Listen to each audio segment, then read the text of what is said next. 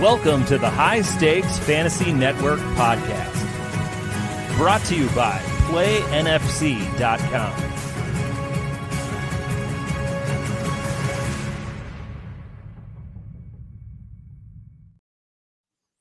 Hello, everyone, and welcome to our High Stakes Fantasy Network podcast. I'm your host, Greg Ambrosius, and this week is NFBC Champions Podcast Week. That's right. I'm going to interview 5 of our defending national champions.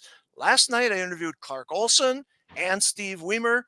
That was a lot of fun. And tonight, I'm joined by Jason Weir, the 2024 Online Auction Championship winner. Jason, welcome to the show. Oh, thanks for having me. I appreciate it. Yeah, good to have you here. Now, I hate to start off the show talking about the weather, but since you live in Texas, I assume it's not below zero like it is here in Wisconsin, is it? No, not yet, but I will say that it's actually close to that with the feels like. So for us, that's like -30 or -40 or something like that. Yeah. But it's a little bit colder than normal, that's for sure. Yeah, you said you're north of Dallas, so I did see they're in the freeze as well. But I must tell you, this morning I woke up, it was -13 here in Wisconsin, -28 with the wind chill. My car was not happy with me as I came into work, but thankfully you don't have to experience it that badly. And I'll tell you what, I'm ready for sunshine and baseball. How about you? Oh, you know what? I second that. I am definitely ready for some sunshine and excited for some baseball as well. Yeah, absolutely. You've been drafting a little bit, so you've been in the baseball mood for a while here. So let's talk about what happened last year. You beat a record field of 960 teams. You won the $12,500 grand prize in our online auction championship. That was your first national championship with us. You've gotten the paycheck. You've gotten the big check. We got a nice picture of that. You also got the plaque I sent in the mail. So how does it feel, though, a couple months later? How does it feel knowing you won this national championship and you're the defending champion? Well, I think it's still kind of surreal to me. I mean, to be honest with you, I don't know if I ever really took enough time to really sit back and appreciate it. I mean, I was just so surprised that it happened, and I've been close, like we talked about a little bit in a couple of other contests, and I just never thought it was actually going to happen for me. So the fact that I was able to win against such great competition was definitely something I'm very proud of. And but kind of with that athlete mindset, it was on to the next thing. And I'm like, well, what can I try to take down this year? What's the next goal that we're going to go after? We're on to Cincinnati, as Belichick says, right? Yes, absolutely. I love it. All right, let's dive right into this national championship because it really was a dominating performance by you. You took 4 online auction championship teams last year. You won 2 league titles, and you finished 1st and 58th overall. Now, this first place team, you scored 138.5 league points, dominating, like I said before. What was it about your preparation last year that maybe led to your best year ever? Well, I'd have to say, so going back the previous year, I think I was in some OLACs as well, and I'll be honest, that I wasn't very successful. And so I kind of went back to the drawing board. I use a lot of projections, and then I also, listen to a lot of podcasts, try to consume as much material as possible. And when I was listening to a lot of the auction specific podcasts, I really heard, some people or players that I really respect talking about the importance of, building a balanced team. Mm-hmm. And I really took that to heart. And then with the approach this year, or with the approach last year, I mean, I ended up going with a very balanced approach, and it ended up being very successful for me. Yeah, you talked about the podcast. I mean, Rob DiPietro has one. You said you listened to that. Sean Johnson was on that, and Sean does build a very balanced team. He doesn't go in on the big superstars and such like that.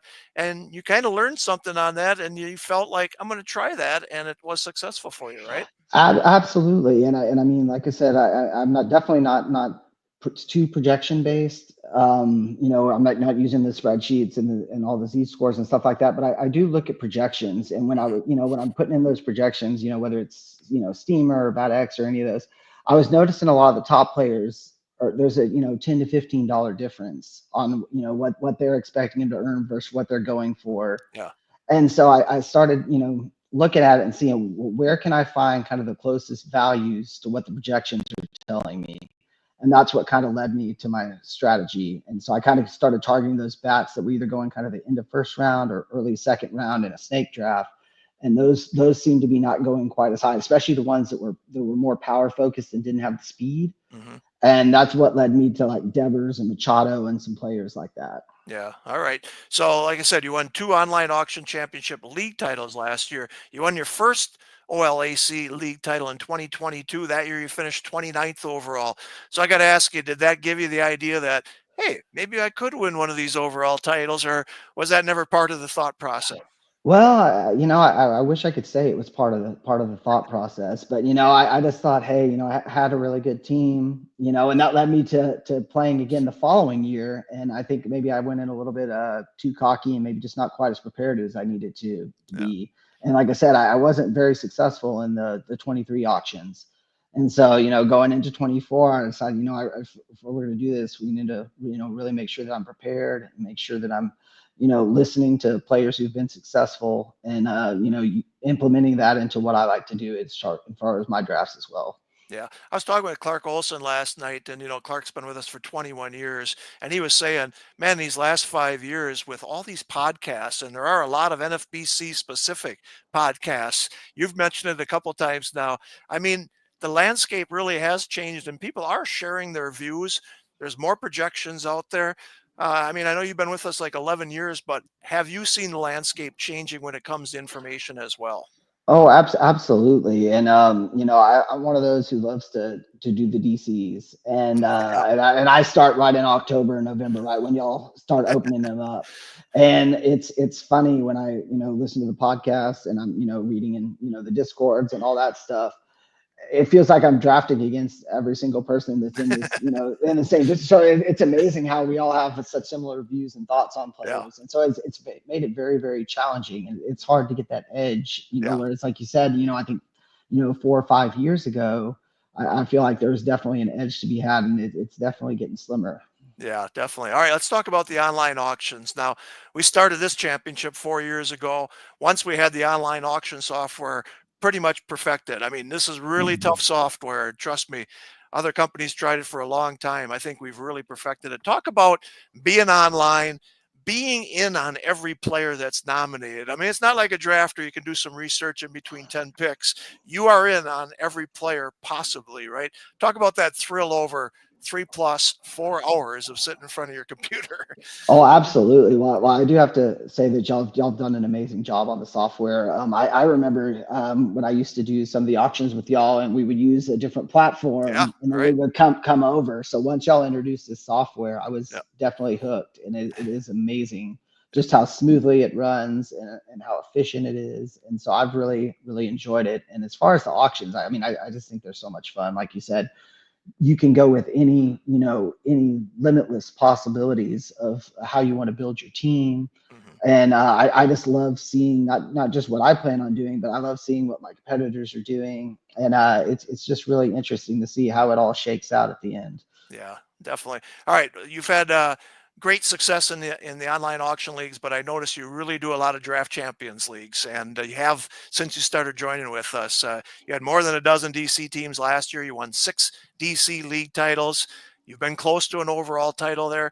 What is it about that draft and hold, draft 50 guys, no fab format that you like so much? I think it goes back to, even just when I was a kid, I always really enjoyed just putting teams together. And, even with just like video games and the NCAA football, like I loved, the dynasty modes and stuff like that. So that's just always been a part of something that I've really, really enjoyed.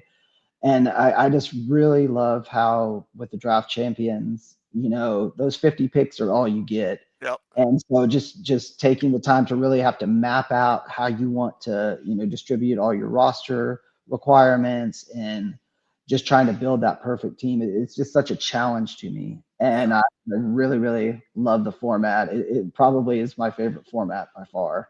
Yeah. All right, let's get back to that winning online auction championship team.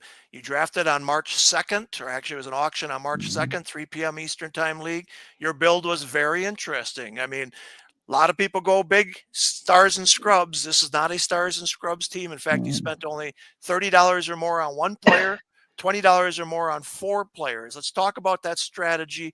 going into the auctions, again, you said that's what you wanted to do, and that's how you allocated your $260, right?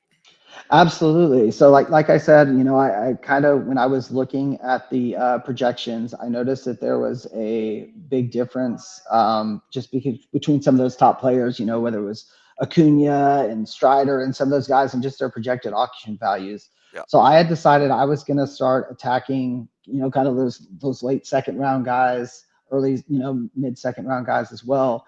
And I noticed just being in the auctions, and I feel like the players, the balance, those 5 category players or even the speed players, they seem to be a little more pricey. Mm-hmm. And so what I kind of started doing was I started deciding that I'm gonna attack where I found the values were, and that's what led me to Devers and Gunnar Henderson. I will say, in all honesty, Gunnar Henderson, if I recall correctly, was a price enforced that just didn't get. I ended up enforcing the price, and because that was I think the only share of Gunnar that I had on all my teams. Wow. Yeah. But it worked out well. But yeah, I just started to really look at that, and that was where I found that money, and it led me to spending more money on my pitching.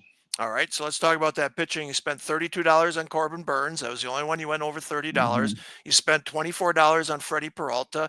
Good anchor to your pitching staff. You spent a total of $112 on pitching. Now that's 43%, which is more than what most people do. I mean, 37 to 40% is where people are landing these days. Talk about that. Was that the plan, and do you normally spend over 40% on pitching? Yeah, so normally what I've been doing for the most part is I allocate roughly about 150 for hitting and 110 for pitching, and I leave some room for flexibility. And so that's already, like you said, that's going a little bit higher than on the percentages. But I really feel like it's important to get that base with pitching. Mm-hmm. And so I was really big on almost all my teams of trying to get at least 2 anchors. And so, like you said, my anchors on this team were Burns and Peralta. And then what made the team so special was just the cheaper players, whether it was Sale or some of the ones that I picked up in free agency. They ended up being like extra aces. I felt like for the most part I was almost running 5 or 6 aces every week, and that's how I was able to get such incredible ratios. I think my ERA, if I wasn't mistaken, was like very low 3s, and I had a whip that was in the 1.06 or something like that, and it was just amazing. I mean I don't think I could ever build that team again if I could help it, but it was just how everything worked out, and it went really well. Yeah, well, we'll take a look at it in a little bit here, but yeah, getting 4 or 5 aces is very hard to do in an auction, but you ended up doing it, and we'll show you how you did it. But all right, let's talk about the hitting. Spent $28 on Rafael Devers and then $23 on Gunnar Henderson. Now, if you're price enforcing on Gunnar, stopping at 23 is a pretty good price. I mean, I don't remember what he was going for, but I'm sure it was 25, 26, 27.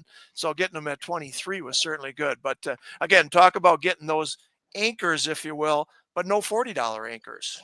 Absolutely. So like I said, I was really big because one of the problems that I found, not just on my OLAX, but in my DCs is that a lot of times I'm short on power. A lot of times I was going for a lot of balanced players, and I found myself being short on power. So what I really focused on in the auctions was I was like, I'm going to get the power, and then I'm either going to try to fab the speed, or I'm just going to, try to find a few supplements here and there. And so like I said, that really led me to, Devers, led me to, Henderson. And I want to say I had Manny Machado on that team as well.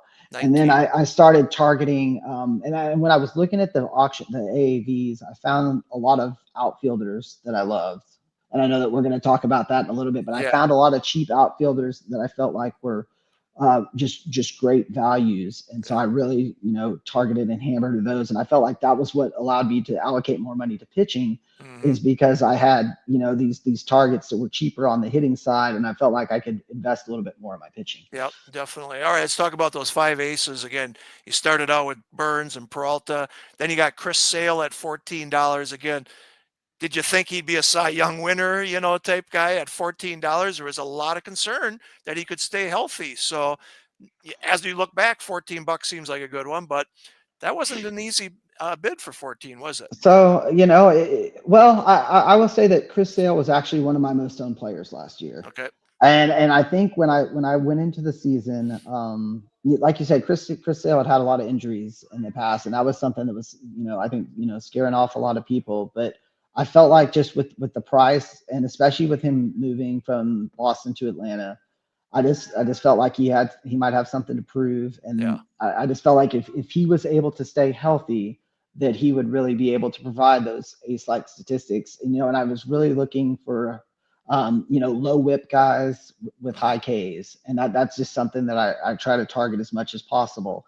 And he definitely fell into that category, and I was expecting maybe only 110, 120 innings. Yeah. And the fact that we were able to get more than that, and just the wins and everything was, Yep. it was just the icing on top of the cake. Insane. Okay, talk about icing on top of the cake. We've only got 3 aces right now. First pick of the reserve round, Jack Flaherty. Not bad, huh? At the time, I remember, back in the day when Jack Flaherty was good on the Cardinals, and then he's just fell apart. And but another thing, like I said, I go back to the podcast and the information. I listen to a lot of people talking about with your reserve rounds, how important it is to not be afraid to take a shot. Yeah. And so when I targeted these players in the reserve rounds, I thought who's somebody who's got really high upside, and within a month or two, or a couple of weeks, if they're not getting it done, they're an easy cut. And Jack Flaherty was somebody who's done it before, who's definitely got close to 200 Ks before, again, solid whip. And so he was just a target where I thought if he hits and he does well, this is going to be a huge huge boon for my team. And if he's the Jack Flaherty that he's been the last couple of years, then I'll just cut him right away and move on to somebody else.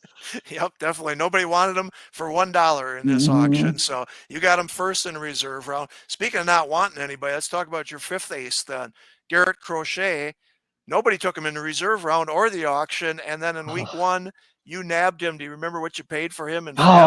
I want to say it was $30 to $40, which is pretty incredible. And if we're going to go full transparency here, I don't remember who my top bid was on the waterfall, but I know it was not Garrett Crochet.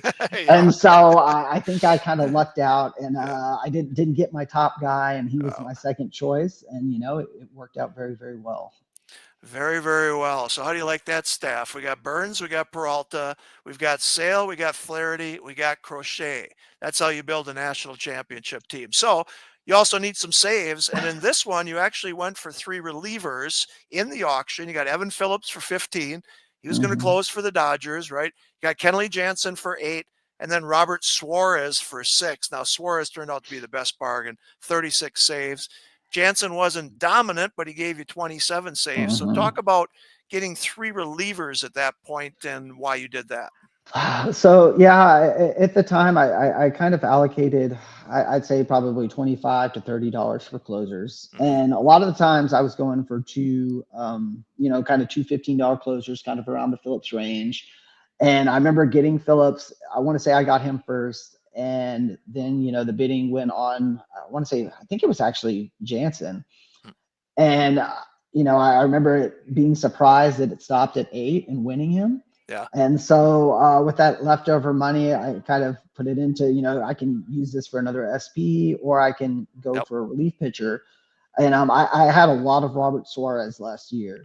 And so when he came up and I was able to get him for 6, I was like, this is a great opportunity. And like I said, I really try to pound the Ks when it comes to my starting pitchers, and that allowed me to kind of go with that 6-3 build in terms of my pitching staff. And I felt like, with those 6 pitchers, even if they didn't always have the 2 starts, I was able to keep up with Ks, and I can really build a saves base at the same time. Yeah, 6 and 3 is not always the way to go, but when you've got those 5 aces pounding the way they did, that's an awesome build. All right, let's talk about some great bargains on the offensive side. Jackson Churio, I'm in Wisconsin, 19 years old. This guy struggled a little bit. They kept him on the roster, kept him out there, and boy, did this guy come through. Did you expect this? You got him for 11 measly dollars. Pretty nice. Well, and this is kind of like the Gunner situation, where I remember, if I'm not mistaken, that we came out of a break. Jackson Churio was nominated. Somebody, I think, nominated him for 10, and I was like, well, I'll go up to 14 or 15. I said, but let me go ahead and go with 11. and it was crickets after wow. that. Yeah. And so I was like, okay, well, I will take him. And sure enough, it worked out really well. But what's funny is, like I said, my outfield was so loaded. I remember at the beginning of the year, Jackson Churio not playing for me a lot, Yeah. actually. Hmm. And like you said, when he was struggling, but then it's, once it started clicking for him, Yeah. he became an every week fixture for sure. Yeah, definitely. All right, always remember that after the pee break, that first guy thrown out there, some people may Hmm. not be back at their computer yet. I think that might have been the case because I couldn't believe that he went for $11. Yeah, remember that lesson. All right, let's Yes. talk about this outfield. It's an insane outfield. I mean, okay, you got 5 guys for $51, which is less than Ronald Acuna was going for. You got Jaron Duran for 12, Anthony Santander for 10. Even Lane Thomas was solid for Uh-huh. $10. Jorge Soler for $8. So again, 5 counting Churio, 5 guys for $51. You said you were targeting many of those guys, right?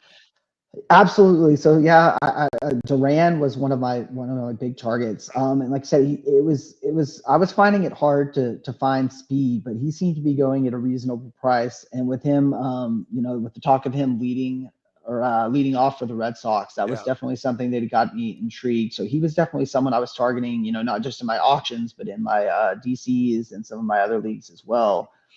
And and then with the other guys, I was, like I said, I was really trying to build that power base, and I was really big on Santander.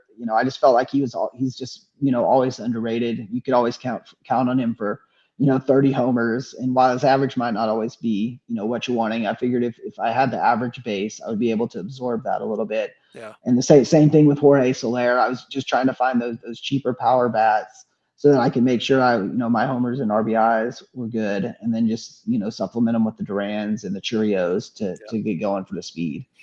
So I got to ask you, how hard is it to sit and watch Acuna go for $50, and then you see Otani go, and all of a sudden all the first rounders are gone. You don't have any shares yet. You got a lot of money left, but Hmm.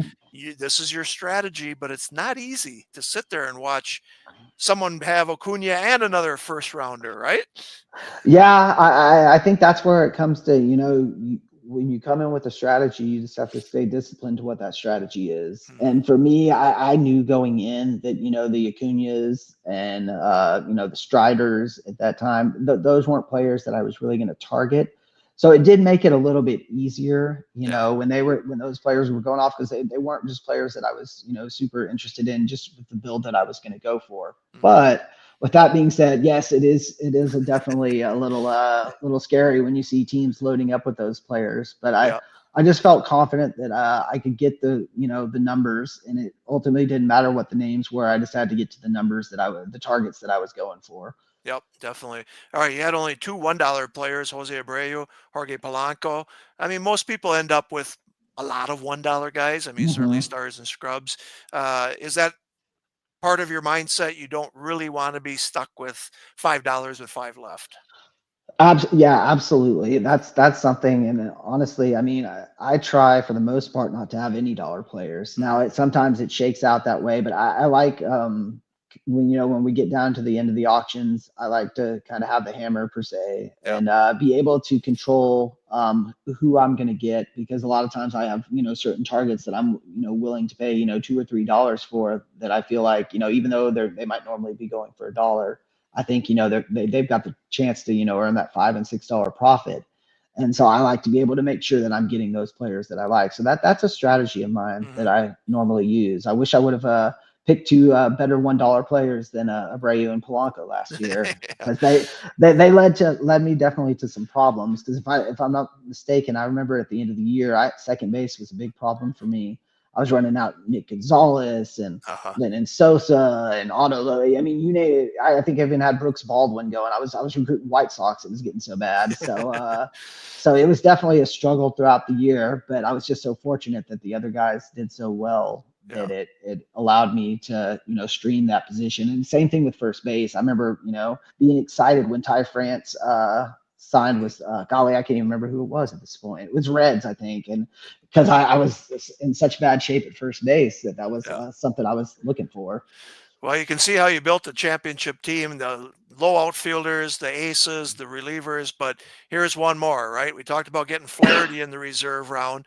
You got Jackson Merrill in the reserve round. He was your 4th pick. Everybody passed him up to that point. Now, again, we didn't know what he was going to do. He made the roster and then was Rookie of the Year. But, I mean, now that you look back, just talk about getting Jackson Merrill 4th in the reserve round. Well, yeah, like you said, those are the types of picks that definitely help win you leagues, Yeah. and and give you those possibilities to be able to compete in an overall. When you get Jack Flaherty and Jackson Merrill, almost for free essentially, that definitely gives your team a big advantage. And with Jackson Merrill, I'd heard a lot of people talking about him, so I kind of started researching a little bit. But when I was projecting out what Jackson Merrill would be, I mean, I was expecting 15-15 best case. Yeah.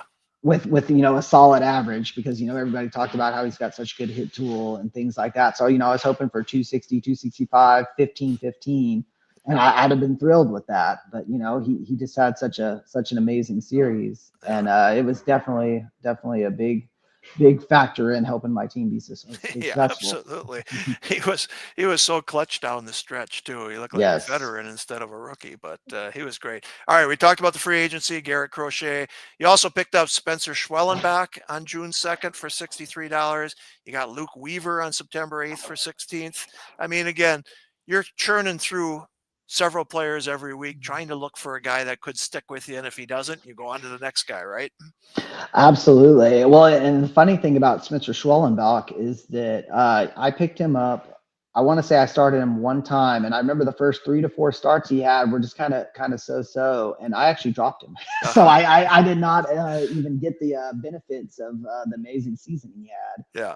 But for me, what really I feel like helped push me across the finish line was at the end of the year. I started actually having some issues with pitching, because that was where a majority of my points were. But Crochet ended up getting, he started getting kind of shut down, where he was only throwing 2 or 3 innings at a time. I remember Kenley was having some health issues. And I remember, I was at the point where I was starting Martin Perez sometimes. But then I got really lucky and I picked up Bowden Francis. Okay. And he gave me, I think, 50 innings of a 1 ERA and like a sub-1 WHIP, and that really helped carry my team. And like you mentioned, Luke Weaver as well. Yeah. Because when I started, that last month, I really started monitoring the categories and seeing, where can I, get the most points. And saves was definitely something. Even though I had the 3 closers the whole season, that was something that 1 save was shooting you up a lot of points. Yeah. And I picked up Luke Weaver, and just between, I mean, not just saves, but he got some wins those last couple of weeks, and his Ks were great. And I mean, he was absolutely a key piece for me. When you're the front runner in a national contest like this, I know you just want the season to end with you on top, but what is that feeling going down the stretch every day? You're looking at every box score and you're watching the highlights and all that stuff. Well, absolutely. Well, and if I remember correctly, I think it was around July 4th is when I took over first place. And because I remember texting one of my friends and be like, I can't believe I'm in first place this far along, because that never happened. So I was just so excited. And I held first place, I want to say, all the way through August. And then at the beginning of September, I remember the competitor behind me actually passed me for about a week or so. And I remember just thinking, well, it's just not my year, but we're going to keep plugging away at it and I got lucky in terms of some players started producing, like you said, and I really started targeting those categories, and I just kept hammering away. But I will say the one thing that really scared me was the Shohei Ohtani game, when I think he had, 3 homers and 10 RBIs. And I'm looking at the standings, and I think like 4 or 5 of the teams below me all have Shohei and I don't. Yeah. And I'm thinking, oh gosh, this is going to be hard for me to hold on. But I was fortunate enough to be able to. Yeah. All right. You became our 4th different national champion. We've had Zach Waxman, Greg Martin, Lucas Bieri. All of them have won it before you. This is a tough format to repeat. I'm sure you understand, but I assume that's the goal, though. But it's tough, isn't it? Absolutely. But I mean, like you said, it's such a tough feat to be able to even, Yeah. try to achieve. So, like I said, I usually just aim for the league prize, and I figure if I'm doing well and I'm competing and I'm winning the league, then, I can kind of monitor and see, is my team balanced enough to be able to compete for the overall? Yeah. And if it is like this team was last year, then, I start pouring a lot more time into it and resources into it. And, who knows, maybe I'll get lucky and be able to repeat. There you go. All right, let's look at your history in the NFBC real briefly. You joined us in 2011. I looked and I saw you joined us in baseball first. Then you went to basketball, football. Within 1 year, you were in all three sports. What was Absolutely. that all about? Well, so I had a passion for fantasy sports, and it was kind of one of those. At the time, I was in a lot of home leagues with friends. Okay. I felt like I was competitive or winning almost all of them, and I didn't feel like at the time that the people I was playing with had the same passion and interest as I did, and the dedication. And so I just kind of wanted to look for a challenge. And I remember, golly, I want to say it was a fantasy baseball magazine, and I saw in there something about the NFBC, and I was like, well, this looks really cool. And just the competitive part of me was like, let's check this out. Yeah. And didn't have the bankroll at the time, but I was like, well, let me sign up for one or two leagues, Yeah. and that's how I got started in it, and just fell in love with the competition, and just the awesome software, and it was just a lot of fun, and it was something that I really really enjoyed, and went from there. Boy, our fantasy baseball magazine was our #1 recruiting tool back in the Yes, day, man. We'd have the champion, absolutely. would have the big check on the cover, and everyone loved that stuff. So, yeah, you won a satellite league in 2012. You joined in 2011, won a satellite league right away in 2012, won two more satellite leagues in 2013. We often talk about how it takes a while to get used to, get ramped up to the Mhm. NFBC. You hit the ground running, but you believe there is a learning curve a little bit with the NFBC? Absolutely. I mean, I know that, like you said, that first year I didn't win anything. And at the time I was used to playing 12-team leagues. Yeah. And a lot of times I was also used to, at that time, to playing daily leagues as well. So, the Okay. weekly format, and even the roto aspect, because I remember some of the leagues I was in was head to head. And so that definitely took some time for me Mhm. to get used to, the roto format, the 15-team format. But the second I, started up, I just fell in love with it and really, really enjoyed it. And so I just started pouring more and more time into it, and the results started to follow. Yeah, definitely. All right. In 2014, you won three Draft Champions League titles. You finished third overall. So you got a taste of that. What do you remember from that season? And did it give you confidence to say, hey, I know what I'm doing now? Absolutely. Yeah. No, I just remember it was an incredible season. And if I'm not mistaken, I think that year I also had a team that finished 12th. So, I mean, I remember thinking, wow, well, I think I started thinking that, hey, I've got this DC thing mastered. Yeah. And I got a little too cocky. And I think the next year wasn't quite as well. Didn't go quite as well. But I do remember it being really, really awesome. Just a cool feeling. And I was just, like I said, amazed that I was that high, and it Yeah. just started igniting that passion in me to make sure that I keep pushing, and hopefully win a overall champion. And hey, what wasn't in DC's, but I was Yeah. able to do it eventually. Well, that's what I was going to say. You finished ninth in the DC in 2019. I see three other top 50 finishes since 2019 in the DC. I have this feeling that's your passion. You want to win that damned overall title, don't you? Absolutely. That's something I put a lot of time into, a lot of dollars into, and one of these years I'm going to do it. But Steve's such an amazing player. I've got my work cut out for me between him and all the other champions and all the Yeah. other players in there. That's a tough one to crack. Yeah, that one is a tough one to crack, and 5,000 teams also makes it Yes. tougher to crack, but good stuff.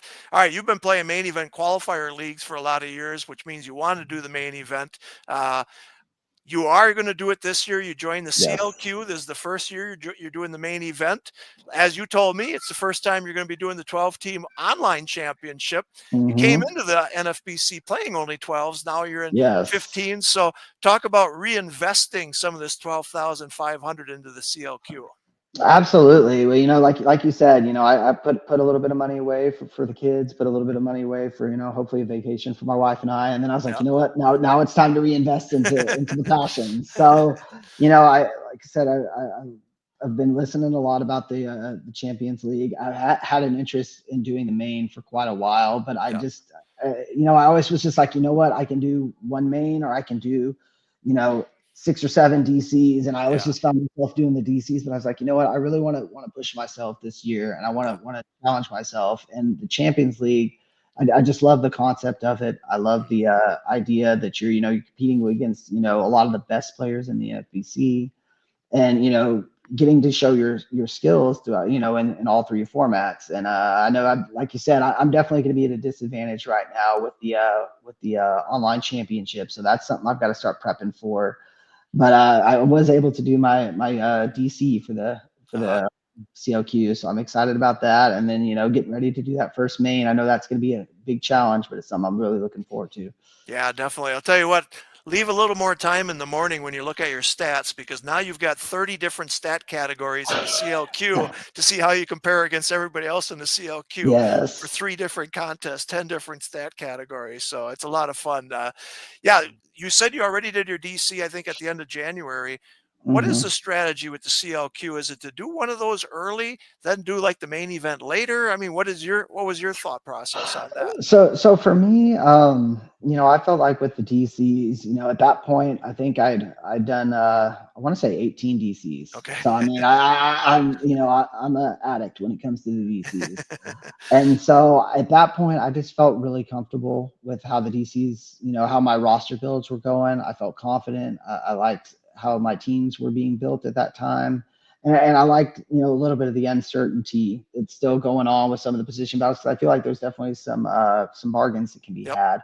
Yep. And so I just decided, you know what, we're going to go ahead and jump in and just do this and, see how it goes. Yeah, cool. Sounds good. Well, the concept of the CLQ, just in case people don't know, is you get one main event team, one RotoWire Online Championship game team, one DC, and then you put 250 in a side pot, and we pay 100% of that side Mhm. pot. Well, this year, the 15 finalists from last year are coming to Las Vegas. They're going to do an auction, a live auction, and they're competing for $50,000, 30,000 to first place. No entry fee for these guys. They're coming out there. This is basically a free league for them because they finished in Mhm. the top 15. So I got to ask you, if you get to be in the top 15 at the end of this year, you come out to Vegas, you do an auction. I think you would look forward to that with 30,000 on the line for first place, huh? That definitely piques my interest. I would definitely be out there. You wouldn't have to tell me twice. I'd be booking the flight right away. And just the opportunity to go out there, and not just for the money, but for me, a lot of it's pride based more than Yeah. anything. I mean, the money is outstanding, obviously, but it's just the competitive nature, and getting to compete against the best. You look at the lineup this year that's in Yeah. the CLQ, and Yeah. it's just amazing. And even though I don't know any of these people on a personal level, I mean, it's just amazing watching their accomplishments and seeing how consistent they are. Yeah. And that's something I strive to be, with as much time as I put in as well. You want to strive to be the best, and I feel like to be the best, you got to beat the best. And so, hopefully that'll happen for me this year. Yep, absolutely. So you haven't been to a live event, like you said, you've got young kids and you're a teacher. Your wife is a teacher. One day, though, you would love to come to Las Vegas, and I think you would love the camaraderie of this community and get to know some of the guys that Mhm. come out there. Las Vegas is almost like a family reunion, to be truthful. You Yeah. see each other, you know all your kids and stuff like that. I say this story many times, but when Kenny Magner first came out the very first year, his son was 9 and my daughter was 9, and so we had something in common. Well, they're both 30 right now, and owning homes and married and Hmm. stuff. And every year we still talk about our kids and stuff like that. So I hope one day that you can come on out to Las Vegas, because I think you would love it. Absolutely. Well, it's definitely going to happen at some point, and who knows? Next year could be that year if I'm at that final 15. Even if not, I still might be coming out. There you go. There you go. All right. Couple last questions here. KDS, where are you putting it right now? I kind of asked the guys last night. Hmm. They were at the beginning and then at the end and avoiding the middle. What are you doing for KDS right now? Well, I hate to echo what they're saying, but that's kind of where I am right now too. For me, Really? it's one. I'm going kind of 1, 2, 3, or maybe 2, 1, 3 in the front. I really like the, starting with either Ohtani, Witt, or Judge. Actually, I haven't even started with Judge yet, but I like the idea of starting with Judge. And then for me, it's more, I'd say probably, 12, 13, 14, 15. I like those picks just because I feel like a lot of those that first rounder is pretty similar to those picks that are 5, 6, 7, 8. Yeah. But the second rounder coming back, I feel like is somebody I'm a lot more interested in, and so I really like picking at the ends. I don't know. There's something about most people, like to pick in the middle. They say they, like to feel like they're not caught up in the runs and stuff like that. I'm more of an end drafter. I like just feeling, even if I have to reach, I like feeling like I've got a little bit more control. And so I like drafting from the ends. Cool. All right. That's 3 for 3 then with that strategy right now for KDS, everyone, if you're listening there. All right. Last one. If you had the number 1 pick, Ohtani or Witt right now? So like I said, I play a lot of volume. So I definitely have quite a few Ohtani. I've been fortunate, but I also have some Witt. And so I feel like really either way, you can't go wrong. Yeah. I'm not one that minds putting somebody in at the utility. That doesn't bother me. I've got a lot of Witt. I'm sorry, a lot of Ohtani. I've got a lot of Ozuna, the Rooker, Schwarber. Those guys I find that are bargains for the most part. And the flexibility, the lack of flexibility doesn't bother me. But, Bobby Witt is an incredible player as well. So, I feel like you can't go wrong either way. So I'm kind of going 50-50. If I got 2 leagues and I got, the number 1 pick, I'm going to split on each. Yeah. Yeah. Very good. Very good. Well, best of luck this year, Jason. It was very good to meet you. I'm glad the community got to meet you. I hope we can meet you in Las Vegas one of these days, but best of luck in all your leagues, but especially that CLQ championship. Absolutely. I appreciate you having me on, and I just appreciate the NFBC. It's the best site out there. And, like I said, I'm looking forward to meeting you out in Las Vegas sometime soon. All right. Sounds good. Just a reminder, everyone, tomorrow at 5:30 p.m. Eastern Time, I'm interviewing Mike Major, the winner of the NFBC Auction Live Championship overall title. Mike is one of the best in the NFBC, and you won't want to miss that one-on-one interview. So join me tomorrow night. But thanks, everyone. Thanks, Jason. Have a great night, and we'll see you tomorrow.